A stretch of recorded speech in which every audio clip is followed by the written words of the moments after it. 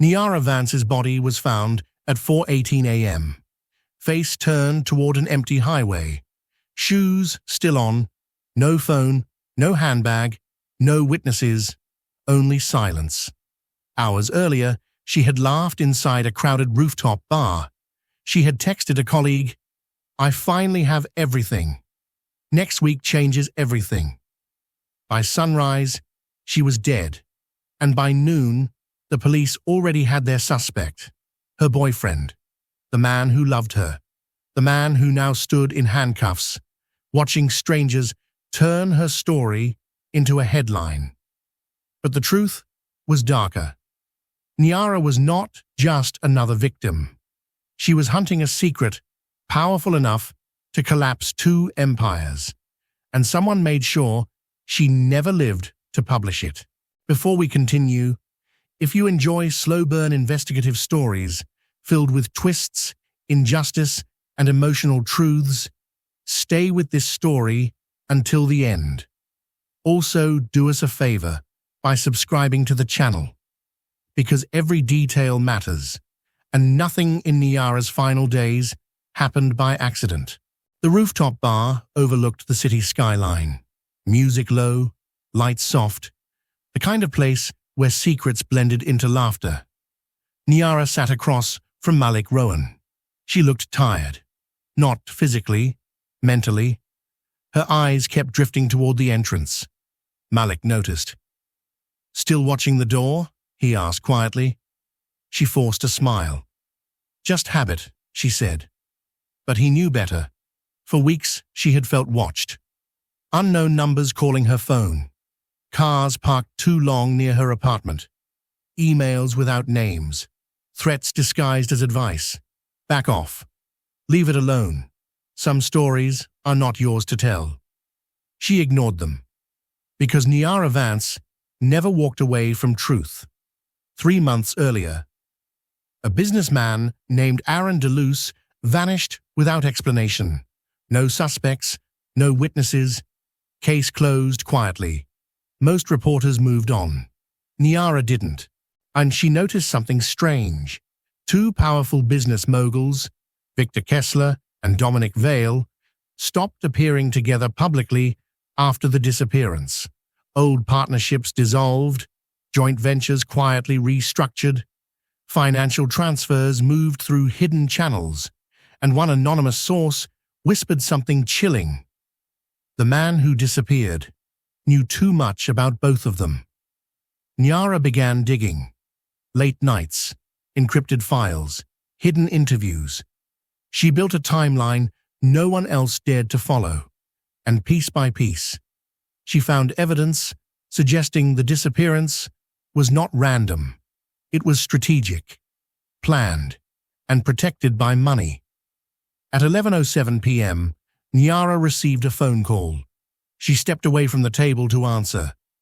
Malik watched her expression change. Not fear, recognition. She spoke softly. "Yes, I understand. I'll handle it. Tomorrow is too late." She ended the call and returned. "We should leave," she said. He didn't argue. Outside, the air felt colder than expected. She scanned the street before unlocking the car. That had become routine. Check mirrors, watch reflections, notice unfamiliar faces. "Did someone threaten you again?" Malik asked. She hesitated, then nodded once, but she did not explain further. They drove through quiet streets, music low, windows slightly open. Niara reached into her bag and pulled out a small flash drive. She stared at it like it carried weight, because it did. Everything she had uncovered. Financial trails, hidden recordings, witness interviews. She placed it back into her handbag. "If anything happens to me," she said softly, "don't believe the first story they tell." Malik glanced at her. What does that mean?" She did not answer, only looked through the rearview mirror, because headlights had been following them for several blocks. At midnight, Malik dropped her off near her apartment building. She insisted on walking the last block alone, said she needed air, said she needed to think. He watched until she turned the corner. That was the last confirmed moment anyone saw her alive. A delivery driver found her hours later near an access road outside the city. No personal belongings, no obvious struggle nearby. Just a still body and unanswered questions. Police moved fast. They tracked her last known contact, Malik Rowan. Within hours, officers arrived at his apartment. They searched everything, and they found something strange. A message draft on his laptop referencing an argument. Old text messages where Niara mentioned stress. Enough circumstantial evidence to paint a narrative. By evening, he was arrested.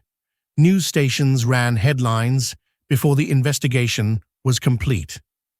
Boyfriend questioned in journalist death. Relationship conflict may have led to violence. Photos of Malik filled every screen. Neighbors whispered, strangers judged, and the real investigation, the threats, the business moguls, the missing flash drive, disappeared from public conversation, exactly as someone powerful wanted. 2 days later, attorney Sloan Mercer visited Malik in holding. She listened quietly as he described Niara's fear. The calls, the surveillance, the investigation she was about to publish. Sloan noticed something important. Police never asked about Niara's professional work. They focused only on the relationship, only on emotional angles, only on Malik, which meant someone else's motive was being ignored. And that realization changed everything. While reviewing surveillance near Niara's apartment, Sloan saw something strange. A dark SUV parked across the street for hours, license plate partially obscured, registered to a shell company linked indirectly to one of the business moguls. She leaned back slowly, because the case was no longer a domestic tragedy. It was a silencing, and the real killers were still free. Late that night, Sloan received an anonymous email. No greeting, no signature, only one sentence. Check his apartment again. They put it back. Attached was a blurry photo. Niara's missing handbag, lying on Malik's couch. A location where police had already searched twice, which meant only one thing. Someone was manipulating the investigation in real time. And the truth Niara died protecting was still hidden somewhere inside that bag. Attorney Sloan Mercer did not believe in coincidence, especially not in murder cases. The anonymous email sat open on her laptop. One sentence, no greeting, no signature. Check his apartment again. They put it back. Attached was a photo. Niara's handbag. Black leather, silver clasp, slight tear on the side. She had seen it in crime scene photos, because police listed it as missing, which meant one thing. Either the email was fake, or someone had entered Malik's apartment after the official search and planted evidence. The next morning, Sloan filed an emergency motion. She requested an independent supervised search. The prosecutor resisted, called it unnecessary. As said the apartment had already been cleared, the judge paused, looked at the anonymous email, then approved a limited inspection. Not because she believed Sloan, but because something about the case already felt rushed. 2 officers stood inside the apartment, neutral observers. Sloan walked slowly through each room. Nothing looked disturbed, everything exactly as it appeared in photographs, until she entered the living room. She froze. The handbag sat on the couch, in plain sight, as if it had always been there, but it had not. She knew it, the officers knew it, and for a moment, no one spoke, because planted evidence changes everything. Inside the bag were ordinary things: lip balm, notebook, wallet. Then a folded sheet of paper, handwritten, neat, controlled, urgent. Sloane read quietly. If this is found after I'm gone, I do not trust the obvious story. I am being followed. The truth is not where they will tell you to look. Her hands tightened. Because Niara expected danger, expected misdirection, expected someone to frame someone else. And suddenly, Malik's arrest felt less like investigation and more like strategy. At the bottom of the bag sat a small flash drive, unlabeled, no markings. Sloane asked the officers to document everything.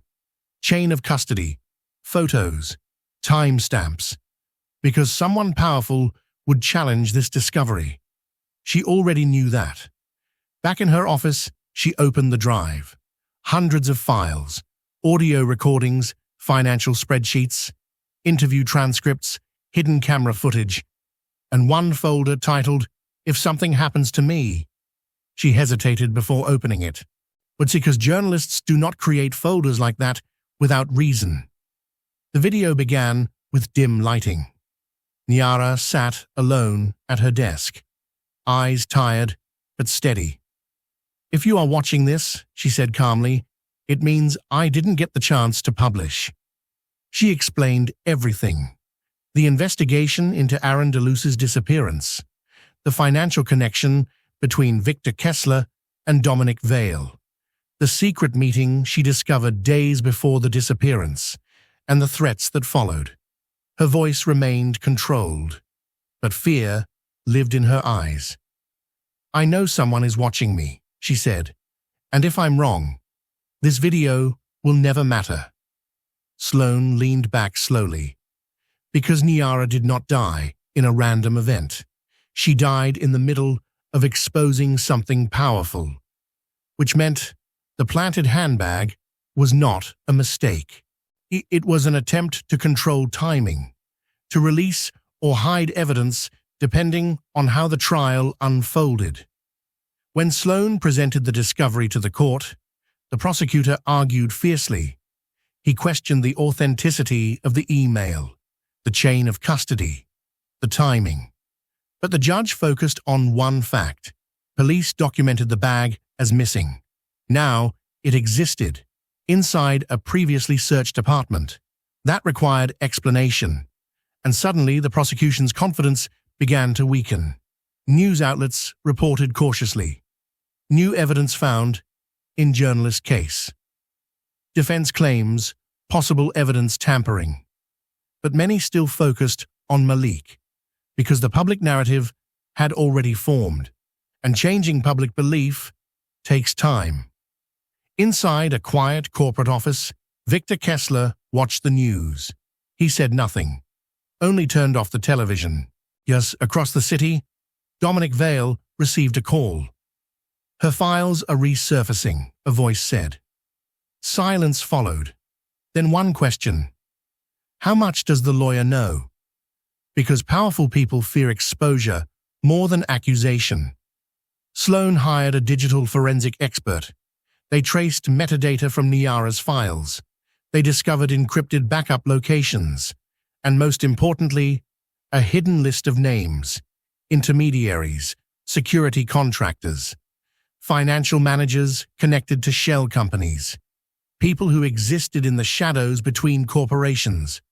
And those names appeared repeatedly near the days leading to Niara's death. That evening, Sloane's office alarm triggered unexpectedly. Nothing stolen, nothing broken. Only one object moved. Niara's flash drive shifted from one side of the desk to the other. A message without words. "You are being watched now, too." During the next hearing, Sloane introduced Niara's final video. The courtroom fell silent. Jurors watched carefully. Malik sat still, because the woman he loved was speaking from beyond her own investigation.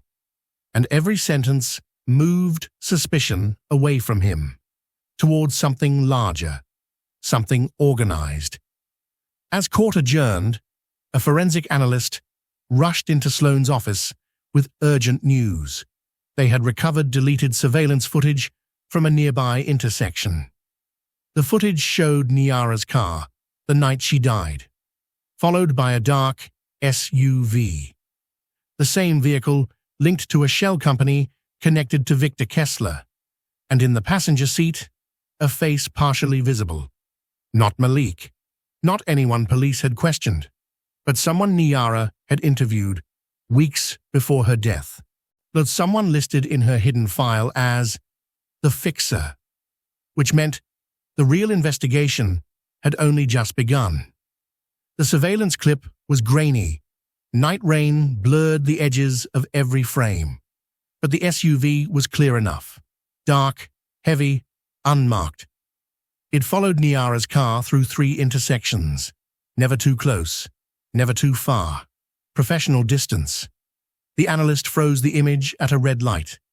Passenger window half open. A man's face partially visible. Sharp jawline. Thin beard. Narrow eyes. Sloane stared at the screen. Because she recognized him, not from the news, from Niara's files. Alias, Reed Calder. Occupation listed simply as security consultant.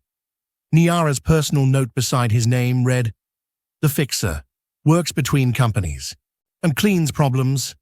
Inside the flash drive was a folder labeled Calder, Private Interview.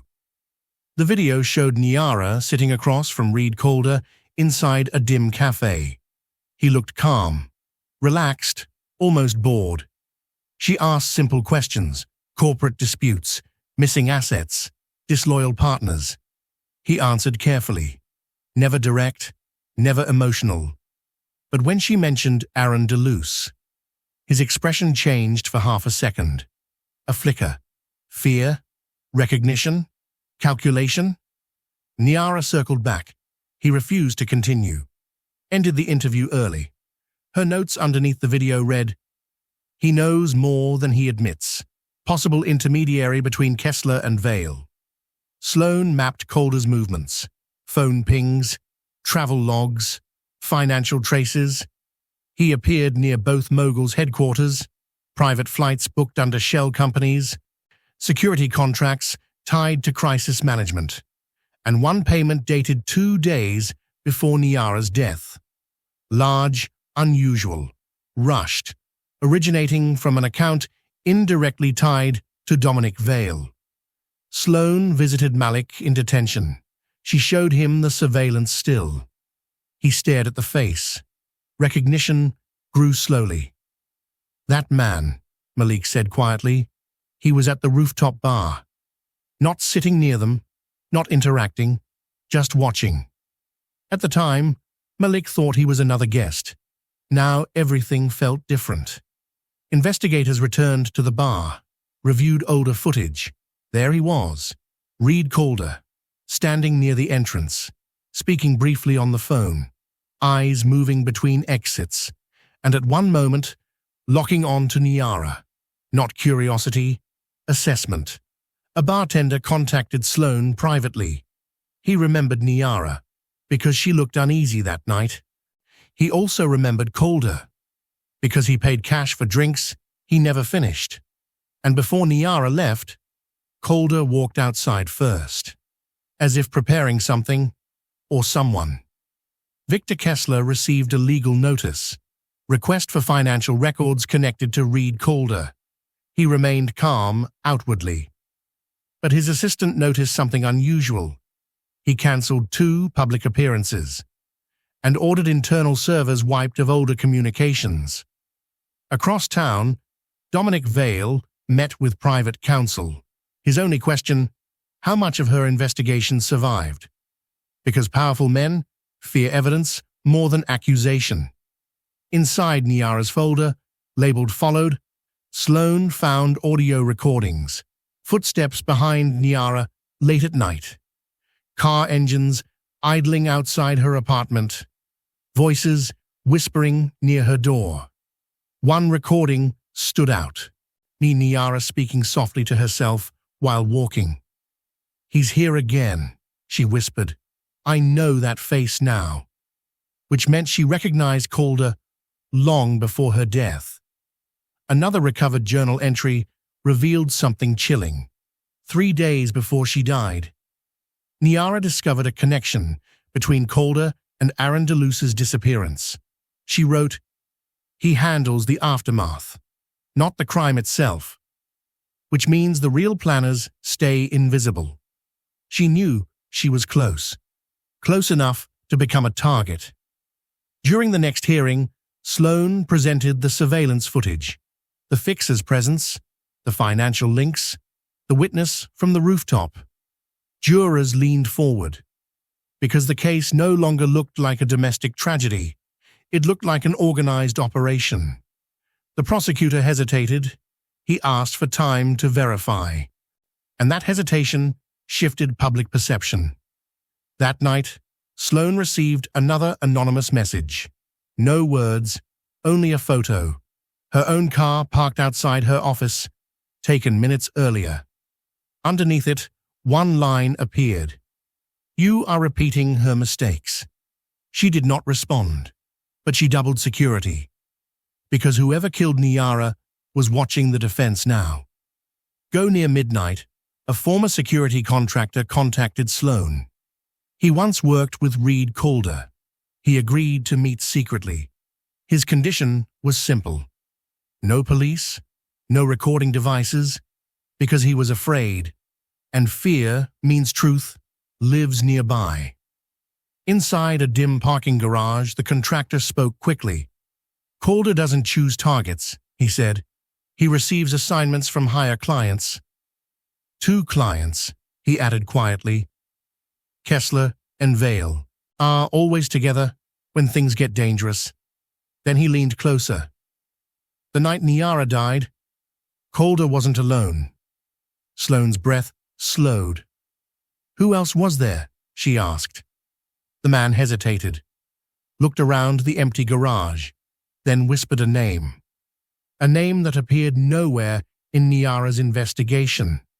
A name connected not to business, but to law enforcement itself, which meant the conspiracy had already reached inside the investigation. Inside the parking garage, the contractor barely breathed. He scanned the shadows before speaking. "The other man that night," he whispered, "was Detective Aaron Lyle." Sloan froze, because Detective Lyle was one of the first officers assigned to Niara's case. One of the men who searched Malik's apartment. One of the men who reported the handbag missing, which meant the investigation may have been compromised from the start. Back in her office, Sloan pulled every report signed by Lyle. Search logs, evidence lists, interview notes. Patterns appeared quickly. He was present at every early stage.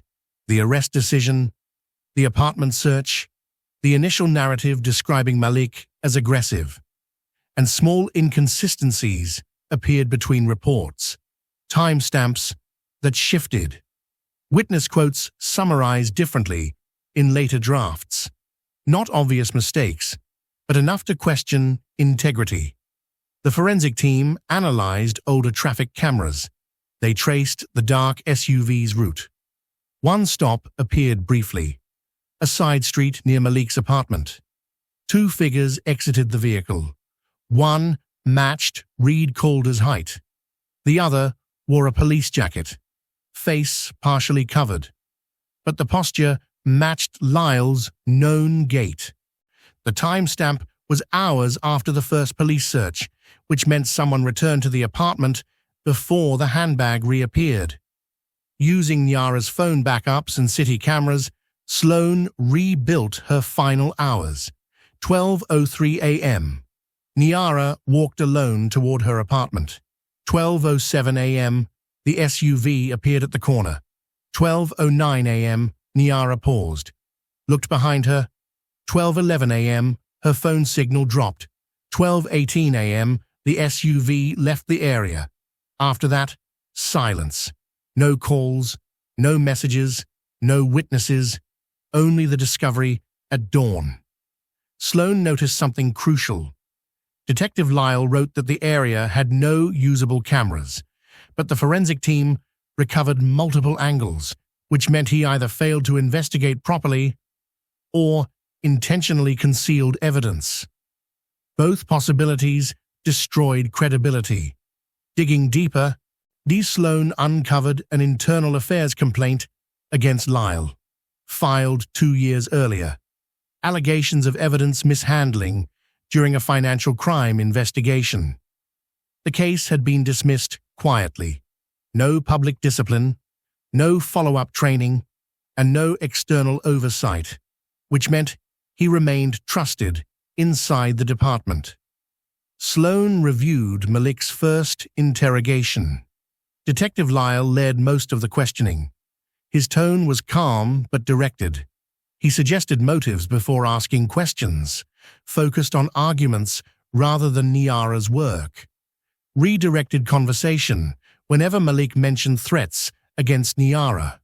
That pattern mattered, because it shaped the entire early narrative. During the next hearing, Sloan called Detective Lyle to the stand. He appeared confident, uniform pressed, voice steady. She began with simple questions. None his role in the search, his timeline, his conclusion that the handbag was missing. Then she introduced the recovered surveillance footage. His expression tightened slightly. She asked why he reported no cameras existed. He said he relied on preliminary assessments. She asked why he returned to the apartment area after midnight. He claimed routine patrol. But the timeline contradicted him, and the room felt different. Jurors noticed. The prosecutor requested a recess, private discussion with investigators, because the defense had introduced potential corruption, which endangered the entire case. And when the prosecution hesitates, the narrative begins to fracture publicly. Inside a private conference room, Victor Kessler listened to updates. He remained silent. Dominic Vale paced slowly. Lyle was supposed to keep the investigation narrow, Vale said. Kessler replied calmly. Then he failed. Silence returned. Because failures create exposure, and exposure destroys protection. Internal affairs officers approached the courthouse. They requested access to Lyle's reports, his personal phone, his financial history, because corruption allegations cannot remain internal once introduced publicly. And suddenly, the investigation investigating Niara's death became an investigation into itself. Inside her recovered files, Sloan found another entry, written days before her death. I think someone inside law enforcement is feeding information. My questions disappear before I even publish them. She suspected internal interference. She documented license plates, unmarked vehicles, names she heard repeated during interviews, and one of those names was Aaron Lyle. That evening, Internal Affairs executed a quiet search warrant on Lyle's home. Inside his personal safe, they found unreported cash deposits, encrypted phones, and a small envelope containing a single photograph, Niara Vance, taken days before her death, standing outside her apartment, with a handwritten note underneath, "Monitor until Calder confirms completion," which meant the conspiracy was no longer theoretical. It was structured, planned, and officially corrupt from within. Internal Affairs finished cataloging Detective Aaron Lyle's safe. Every item told a story: unreported cash bundles, encrypted prepaid phones, a ledger filled with coded entries. Dates matched critical moments in Niara's investigation. Payments appeared shortly after key events, after she interviewed Reed Calder, after she contacted Victor Kessler's office, after she requested corporate security records tied to Dominic Vale. The pattern was impossible to ignore. Someone paid Lyle to control the investigation. Forensic accountants traced the ledger codes. The money moved through 3 shell companies, each connected indirectly to corporate subsidiaries. One linked to Kessler's logistics branch, another tied to Vail's private security division. The third existed only on paper, but its registered address belonged to a building Reed Calder frequently used for private meetings, which meant the triangle was complete. Calder executed, Lyle covered, the moguls funded. Internal Affairs placed Lyle under arrest quietly. No press conference, no early announcement, but courthouse staff noticed immediately that because an officer once trusted to lead the investigation now arrived in handcuffs. The news leaked within hours. Headlines changed tone overnight. Lead detective charged with evidence manipulation. Journalist murder investigation compromised from within. Public sympathy began shifting, away from the original police narrative, toward the defense, toward Malik. The prosecutor reviewed the new evidence carefully. He noticed something crucial. Most early conclusions against Malik relied on Lyle's work.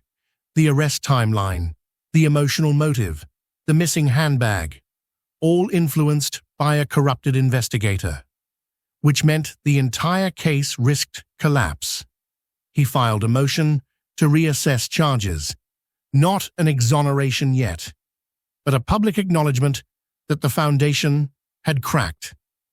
Authorities issued a warrant for Reed Calder. His last known location was an abandoned security office. Computers wiped, hard drives removed, but one camera remained active long enough to capture a brief message. Calder speaking on the phone. "One more payment," he said quietly, "then I disappear." Which meant he planned an exit long before Lyle's arrest, prepared for exposure. Inside the flash drive, Sloan found an encrypted calendar entry, marked only with a symbol, timestamp, 4 hours before Niara's death. Location: an underground parking structure near a corporate district. Security cameras showed her arriving alone. She waited beside her car. Then a woman approached, face hidden by a hood. They spoke for several minutes. Niara handed over a small envelope. The woman handed something back, a thin folder. Moments later, Niara left, and the SUV appeared minutes after, and meaning that meeting triggered immediate surveillance. Investigators tracked the woman from the parking footage. She was a former financial analyst for Dominic Vail, recently resigned, quietly relocated. After negotiations, she agreed to speak under protection. Her testimony was simple but devastating. She provided internal transaction reports, linking both moguls to the same offshore accounts used to pay Calder. She confirmed Niara had uncovered the financial blueprint, and she warned Niara that powerful people knew she was close to publishing. During a major hearing, Sloan introduced the financial connections. The courtroom felt heavier than ever. The prosecution did not object aggressively this time, because evidence supported the claims. Instead, the prosecutor requested extended time to investigate the mogul's potential involvement. Jurors watched closely, because the case had transformed completely, from relationship suspicion to corporate conspiracy. Victor Kessler released a short statement. He denied all allegations, called them politically motivated attacks. Dominic Vail followed with similar language. Both hired crisis management firms. Both reduced public appearances.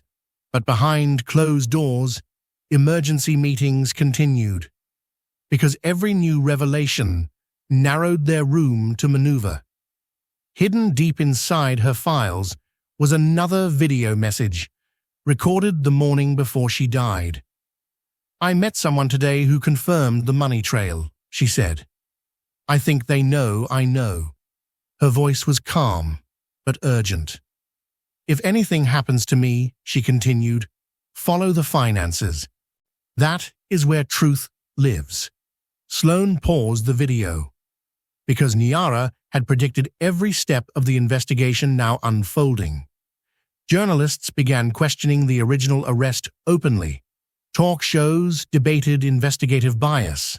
Online communities demanded Malik's release. And slowly, painfully, public opinion shifted from certainty of guilt to uncertainty about everything. Late that night, authorities received a call from a remote motel. A man requested legal counsel. He claimed he had information about Nyara's death. When officers arrived, they found Reed Calder sitting alone, hands on the table, no resistance. Only one sentence offered calmly. "I'm ready to talk, but only if the men who hired me are in the room when I do." Which meant the final confrontation was approaching, and the conspiracy was about to face its first direct confession. Reed Calder sat alone inside the interrogation suite. No handcuffs on the table, just a recorder, a glass of water, and a man who looked tired of running. He asked for one condition: legal immunity for full disclosure. Prosecutors refused complete immunity, but they offered reduced charges if his testimony led to the truth. He smiled faintly. "Truth is expensive," he said quietly. Calder began slowly, no emotion, no denial. "I did not plan Nyara's death," he said, "but I was assigned to monitor her." He described his role as a fixer: surveillance, pressure, intimidation, without direct violence. His job was to keep problems contained, to prevent exposure, to make journalists back away. But Nyara did not back away. She gathered more evidence each week. She spoke to insiders. She followed the money. And eventually, she became an operational risk. Calder did not hesitate when asked who hired him. "Victor Kessler," he said first. Then he added, "Dominic Vale approved all escalations." He explained how corporate disputes turned into covert operations. Private investigators, security contractors, legal pressure disguised as threats. Nyara's investigation threatened both men equally. So, they authorized surveillance. Nothing more, according to Calder, at least at first. Calder described the rooftop bar. He watched Nyara speak to Malik. He confirmed Malik was not a target, not part of the plan, just a boyfriend who happened to be present. After Nyara left the bar, Calder followed from a distance. He reported her movements to a private channel. Then a new order arrived, from a number he did not recognize. "Escalate," the message read. He contacted Detective Lyle for coordination, because Lyle handled the law enforcement side. And that meant someone above Calder changed the rules. Calder admitted he approached Nyara near her apartment. He warned her, told her powerful people wanted her to stop. She refused. She said she had already scheduled publication, and that backup files existed everywhere. Calder claimed he left after that confrontation. Minutes later, he said, another team arrived, not part of his usual crew. Unfamiliar faces. That was the last time he saw her alive. Investigators exchanged looks, because the operation appeared larger than expected. Not just one fixer, not just one corrupt detective.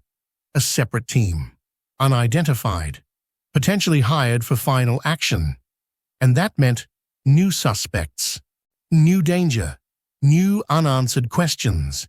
During an emergency hearing, prosecutors addressed the court. They acknowledged Calder's testimony. They admitted early investigative bias. They requested Malik's immediate release pending full dismissal review. The judge agreed. Malik walked free for the first time since his arrest. No celebration, only quiet relief. Because freedom felt different when the truth remained unfinished. News outlets shifted completely. Boyfriend released after major confession. Corporate conspiracy emerges in journalist murder. Public outrage grew. Questions turned toward the moguls. Protests formed outside corporate headquarters.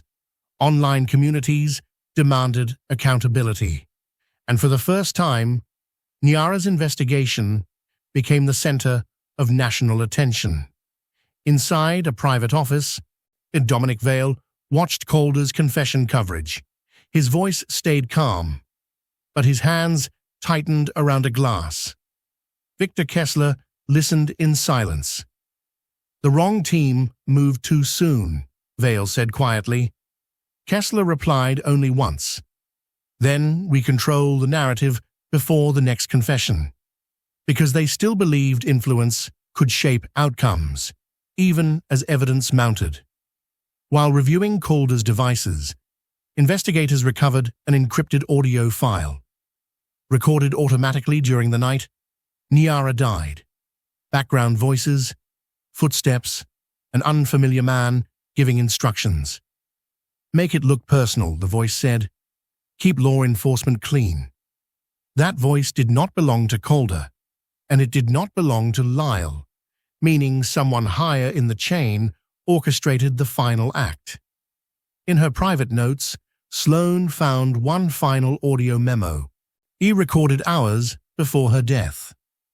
"If something happens tonight," Niara said calmly, "the truth is already in motion."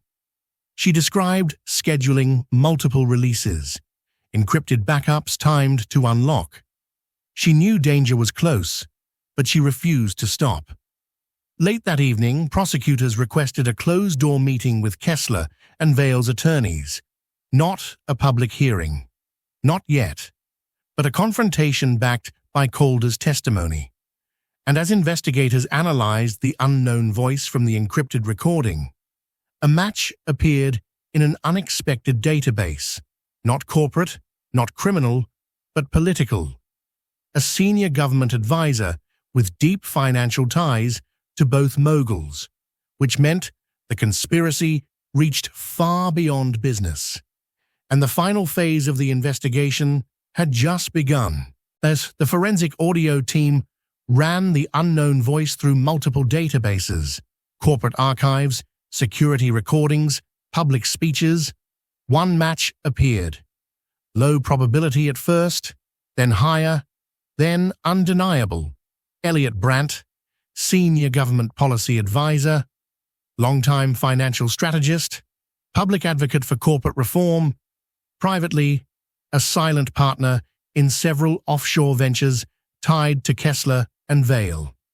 The room went quiet, because Brandt did not just influence business, he influenced investigations. Financial records showed Brandt meeting both moguls weeks before Niara's death. Private dinners, closed-door policy discussions, consulting agreements, hidden inside lobbying contracts, emails revealed coded language, stabilize exposure, neutralize narrative risk, control investigative direction. Niara had uncovered those phrases inside corporate communications. She knew Brandt's name, but she never had proof. Until now. Exactly as Niara predicted, her timed releases began activating. Encrypted documents unlocked automatically. Financial charts, internal memos, security logs. Journalists across the country received identical files. Her investigation went public without her. And suddenly, the story no longer belonged to a single courtroom. It belonged to the world. News channels interrupted regular programming. Political advisor linked to journalist murder investigation. Corporate shares dropped sharply. Public trust collapsed overnight. Commentators debated corruption at every level. Because Niara's work proved something terrifying. Powerful networks do not operate alone. They operate together. Prosecutors met with Kessler and Vale's legal teams privately.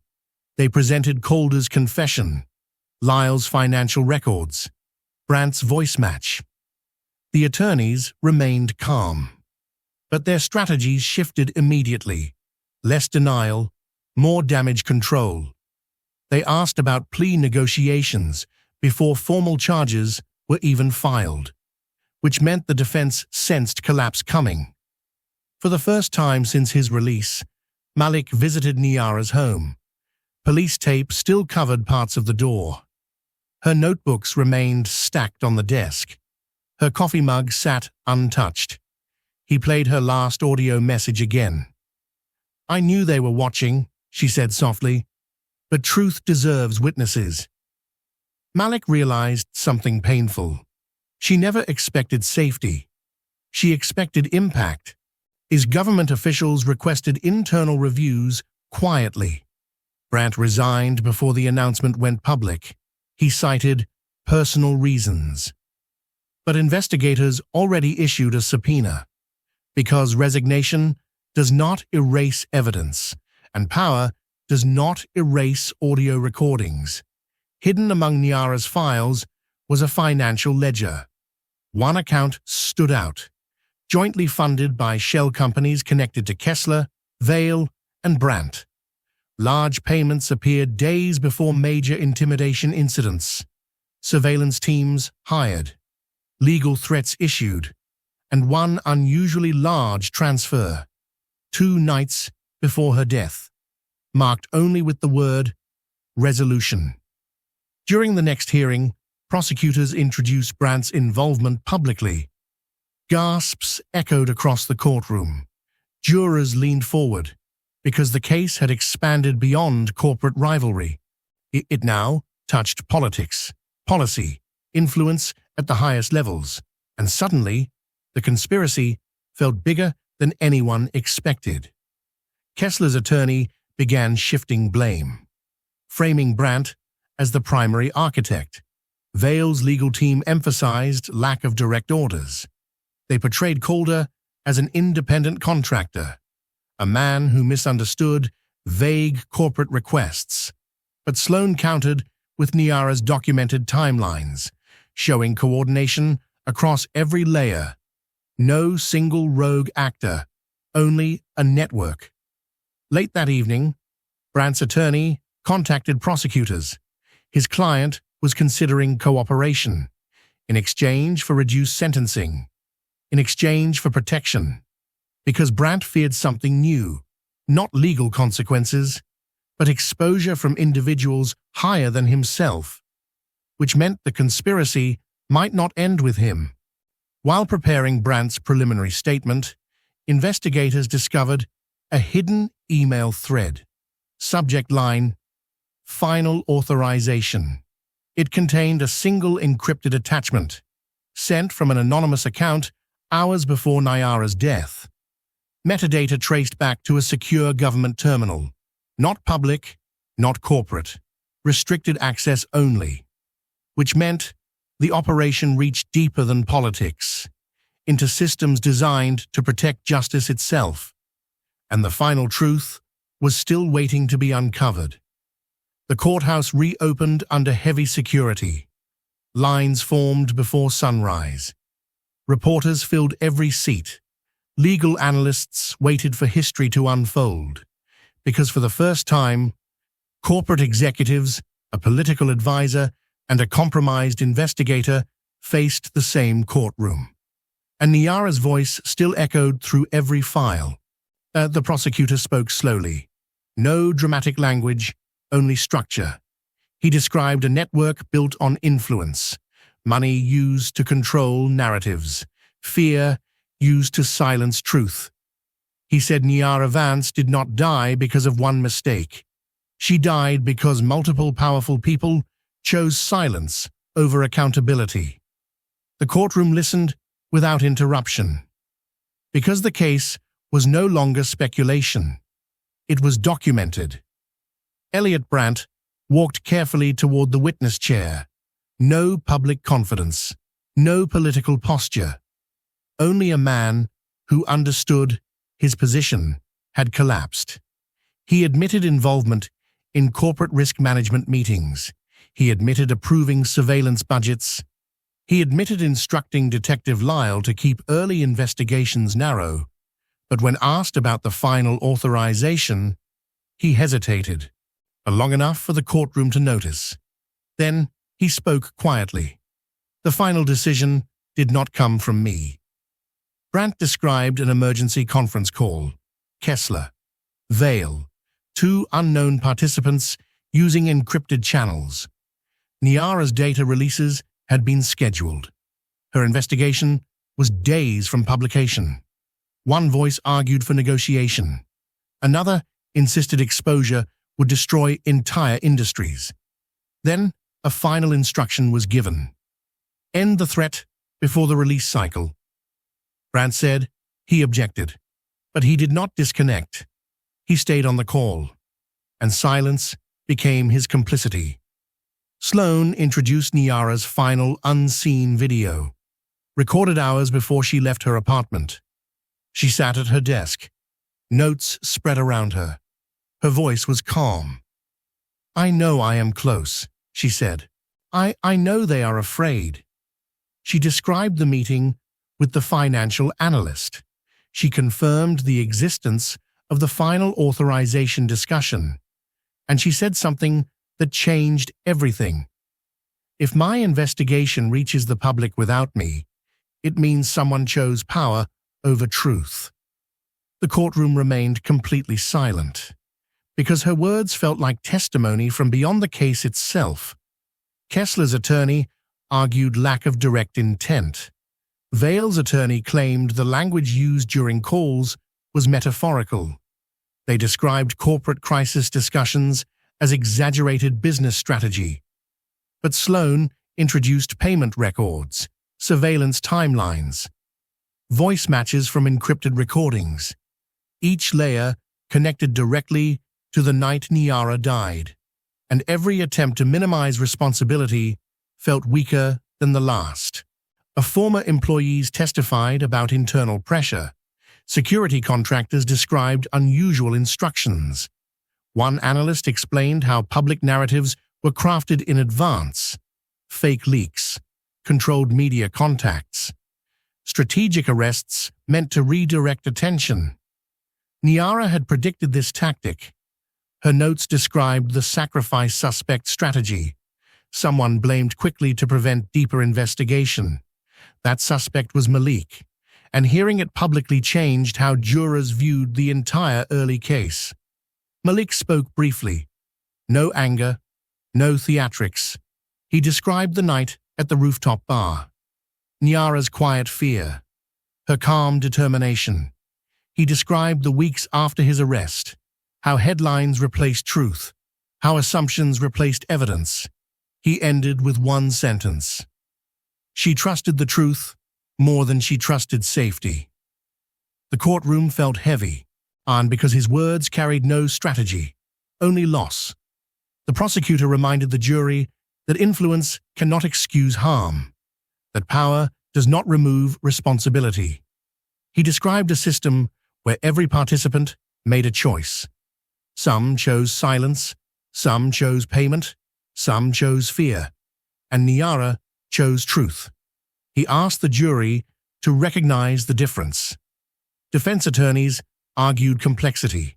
They said communication was misinterpreted, that surveillance does not equal violence, that corporate executives cannot control every contractor action. But their tone lacked the confidence heard in earlier weeks, because each argument now carried visible contradictions, and jurors had watched those contradictions unfold slowly. The judge delivered final instructions.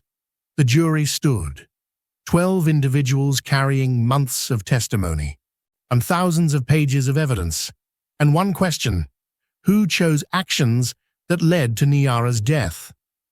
The courtroom doors closed behind them, and silence settled over everyone left behind. Hours passed. No verdict.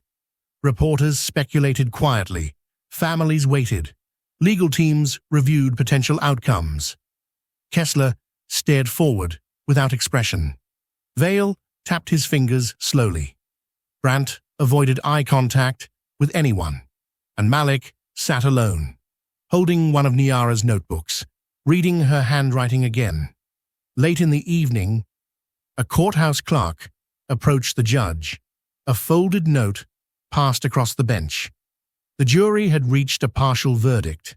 Not final, but enough to begin announcements, which meant someone in that room was about to hear a life-changing decision. And as the courtroom filled again, every breath felt heavier than the last.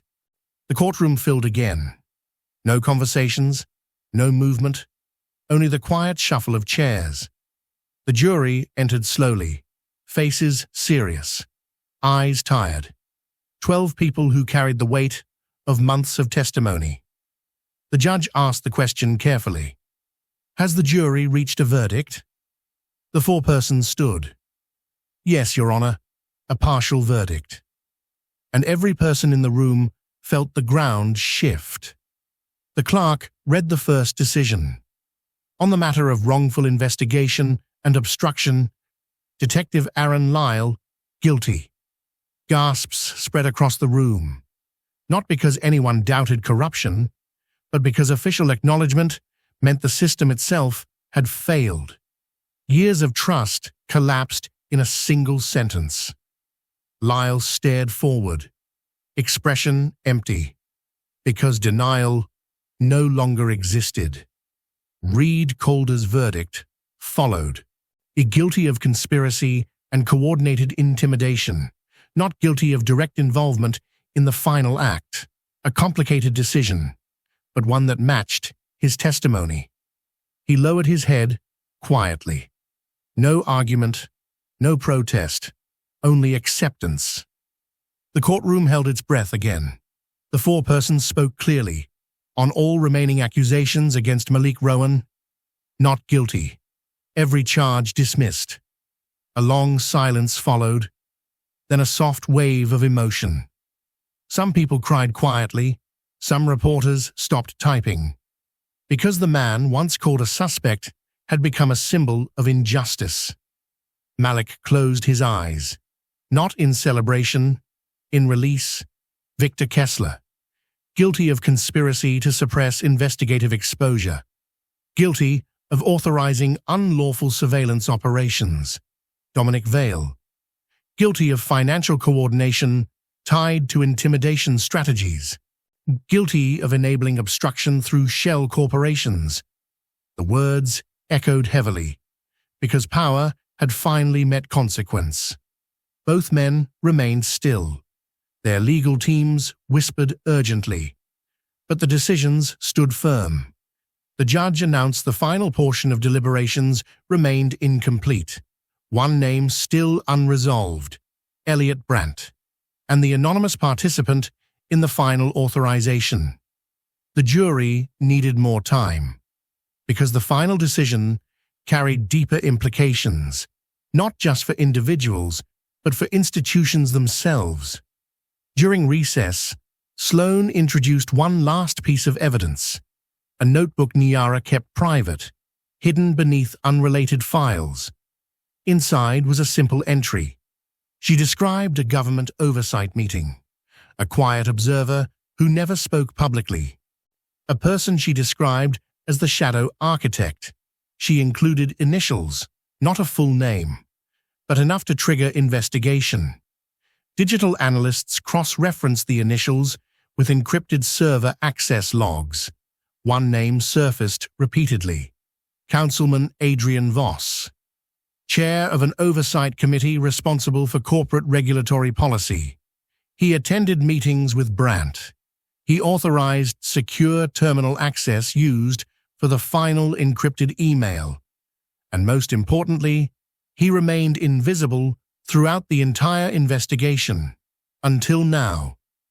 The jury re-entered the following morning, faces heavier than before, because their last verdict would expose influence beyond business and advisory roles.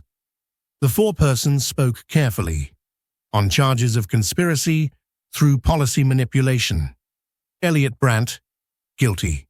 Nur on charges of final authorization coordination. Adrian Voss, guilty. The room erupted into whispers, because the conspiracy reached directly into political structure. Not just corruption, but systemic failure. The judge scheduled sentencing hearings. No immediate punishment announced, but legal consequences were inevitable. And the narrative that once blamed a boyfriend had transformed into one of the largest coordinated exposure trials in recent memory. Her timed releases continued spreading across media platforms. Journalism schools studied her investigation methods. New policies emerged around corporate transparency. Independent review boards formed to prevent investigative bias. Her final video played across national broadcasts, not as evidence, but as a reminder. Truth can survive even when truth-tellers cannot. After the verdict, Malik returned to the place where Niara's life ended. No cameras, no reporters, only quiet air. He placed her notebook beside the roadside flowers. He played her last message one final time. Her voice sounded calm, unafraid, determined, and for the first time, the silence around him felt less heavy, because her work had changed the world she left behind. Weeks later, while final sentencing preparations began, Sloan received a package with no return address. Inside was a small, encrypted drive, labeled only with Niara's handwriting, "If justice begins, this finishes the story," which meant, even after verdicts, another truth remained hidden. And Niara's voice still had one final message waiting to be heard.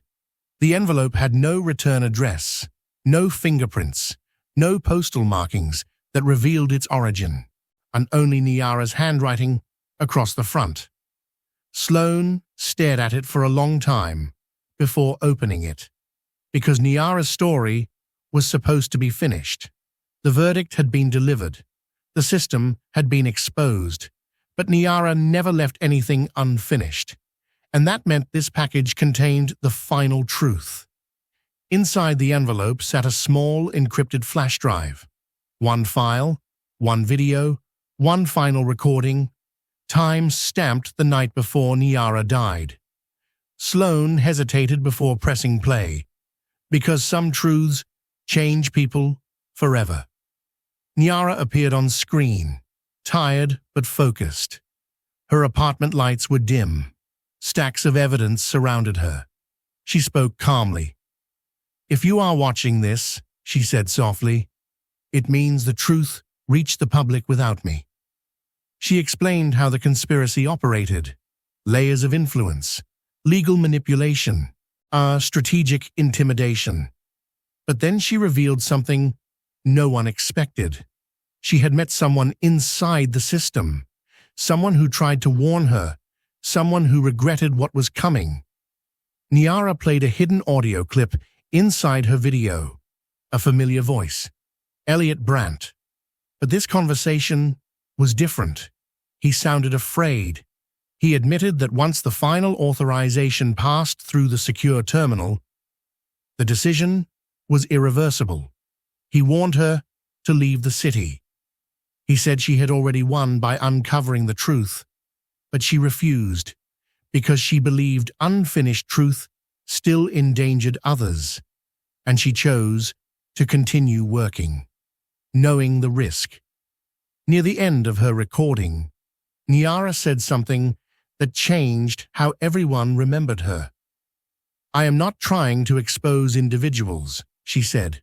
I am trying to expose a system that allows fear to replace accountability."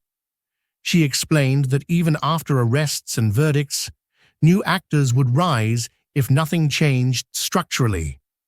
Her final message was not about revenge. It was about reform, about transparency, about protecting future investigators. Weeks later, the courtroom gathered one final time. The judge delivered sentences carefully. Detective Lyle received a lengthy prison term for obstruction and corruption. Reed Calder received reduced sentencing due to cooperation. Elliot Brandt and Adrian Voss received long federal sentences for conspiracy and abuse of power. Victor Kessler and Dominic Vale lost their companies, and faced decades behind bars. Each sentence reflected not just individual choices, but systemic harm. And as the final gavel fell, the case officially ended. New laws passed within months. Independent oversight boards formed. Whistleblower protections expanded. Journalism schools created fellowships in Niara's name. Newsrooms began using her investigative framework because her work proved something undeniable. Truth survives when systems learn from failure. Months later, Malik visited Niara's favorite overlook. The city stretched below him, alive, unchanged on the surface, but different beneath. He listened to her final recording again. Not the legal evidence, just her closing words. "I was never alone," she said softly. "I carried every voice that deserved to be heard." He realized something important. Her story was never about tragedy. It was about impact. Back in her office, Sloan placed the final drive into evidence storage. The case file closed officially. No remaining suspects. No pending appeals. Only documentation. Thousands of pages. Dozens of testimonies. And one voice that changed everything. She turned off the office lights. For the first time since the investigation began, there were no unanswered questions left. Only lessons.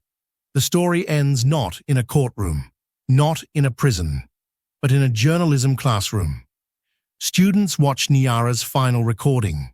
Some take notes, some wipe away quiet tears. One student asks a simple question. "Was she afraid?" The professor answers gently, "Yes." But she believed truth mattered more than comfort. And the room falls silent. Because courage is not the absence of fear. It is action despite it. Stories do not end when voices disappear. They end when people stop listening. And this time, no one stopped listening.